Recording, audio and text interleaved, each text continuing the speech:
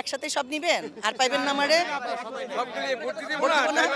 আর মান না ভাই সব নোংরা কথা, নোংরা কাজ, নোংরা ভাবে নিজেকে প্রেজেন্টেশন করা। আমি তো নায়িকা ভাই, আমি তো নর্তকী না। আমি যদি নর্তকী হই তাহলে আমি গিয়ে যেখানে সেখানে নাচতে পারি। সালমান শাহর সাথে ছবি করেছি প্রায় 25 বছর হয়ে গেছে, 25 বছরের বেশি। 2007-এ সরি 97-এ সালমানের সাথে আমার ছবি 97-এ রিলিজ হয়েছে, বাট করেছি আরও আগে থেকে, 96 থেকে কাজ করেছি। সালমানের সাথে স্মৃতি, খুব ভালো স্মৃতি। ওর সাথে আমি অনেক বন্ধুর মতো ছিলাম। শুধু আমি না, আমরা যে কটা নায়িকা ওর সাথে কাজ করেছি সবাই বন্ধুর মতো ছিল। ওর মতো ভালো ছেলে, এত অমায়িক ব্যবহার, মানে আমাদের সময় আসলে না এরকম হিংসা ছিল না।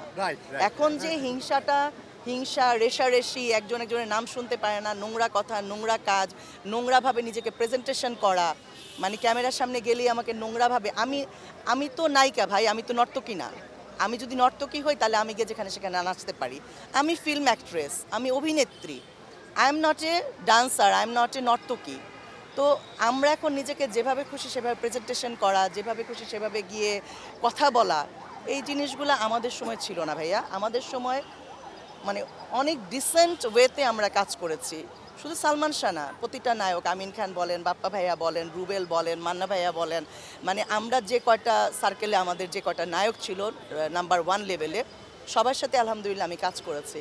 আমরা অনেক ভালোভাবে, অনেক সুন্দরভাবে, অনেক আন্তরিকতার সাথে কাজ করেছি।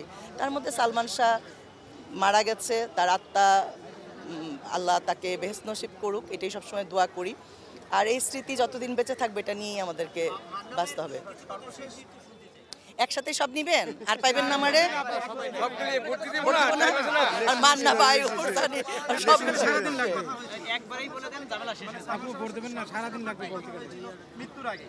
মৃত্যু তো অনেক, মানে মৃত্যুর আগে ওর সাথে আমরা তো জানি না যে মারা যাবে। ও তো মানে সুস্থ সবল একটা ছেলে ছিল, হইচই করতো কাজের সময়, গল্প করতো।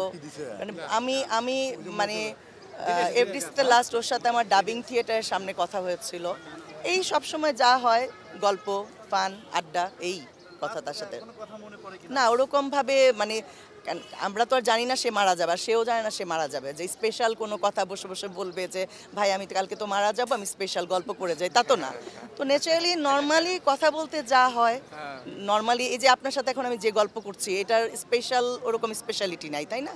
আমি ইন্টারভিউ দিচ্ছি, কথা বলছি, এটাই হচ্ছে কথা। আর মান্না ভাই সম্বন্ধেও বলবো, মান্না ভাইয়ের সাথে আমি প্রায় 4-5টা কাজ করেছি।